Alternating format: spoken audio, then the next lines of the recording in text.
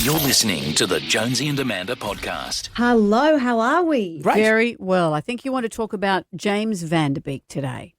Yes, this story has taken a bit of a turn this week. We had the very sad news last week that actor James Van Der Beek had passed away of Dawson's Creek fame. You might also know him from Varsity Blues. He sadly died at just age 48 after a battle with colorectal cancer. Now, he went public with that diagnosis in 2024, so we knew that he had been really unwell for quite some time. He wasn't involved in a Dawson's Creek reunion last year. But he leaves behind his wife, Kimberly, and their 6 young children, so massive family. Now, in the days after he died, his friends set up a GoFundMe, which explained basically that his wife and their 6 kids were facing all of this uncertainty with financial insecurity because the ongoing cancer treatment cost them so much money and essentially left them out of funds, in the words of this GoFundMe. So, as I'm speaking to you, this page is sitting on about 2.7 million US dollars. Wow. That's nearly 3.8 million Aussie dollars. And there have been some pretty big donations from celebrity names. We've got Zoe Saldana, who's pledged $2,500 per month to the family, so like an ongoing payment plan.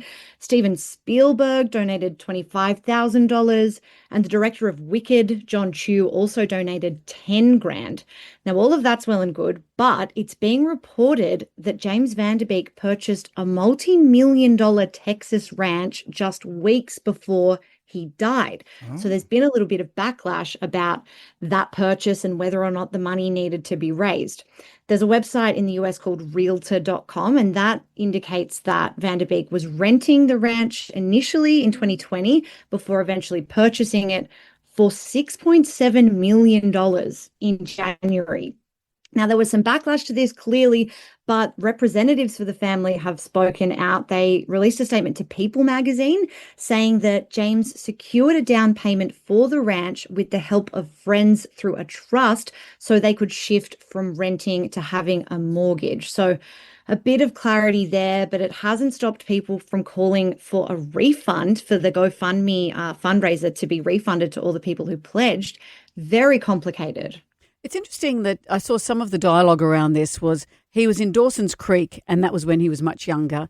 As you say, Varsity Blues. It wasn't like he was in a series of Marvel films or anything. But at the same time, why was he so broke? And yet, as you say, in the States, the cost of cancer treatment is extraordinary. Mm.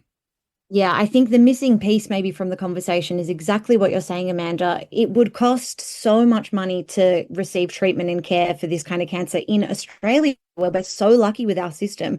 You've got to remember that the US health system is entirely privatized. Just a trip to the emergency department can cost families, upwards of $50,000. Families end up paying stuff back for their entire lives just for the bare minimum kind of treatments. So I'm sure those hospital bills were enormous. And as you said, it's not like he was, working as a big Hollywood star. He was a massive star of the 90s and the early 2000s. And with 6 kids, Christ, I mean, that would have been expensive. Yeah. Now, what did he buy? A little house on the prairie. What's the what's that joint? Is that going to be their new residence? It's a sprawling Texas ranch, I'll have you know. But also, when he was in Dawson's Creek, I don't think they get paid for residuals. So it's not like that would have set him up for life. Yeah. That's not that story. And who could have known at the start of Dawson's Creek how successful that show would have been? And he was very, very young at the time and may not have negotiated a lucrative contract for himself. Mm. Yeah. It's no Dukes of Hazzard, that's for sure. Well, on any level. What does equate with Dukes of Hazzard? Thank you for bringing us up to speed.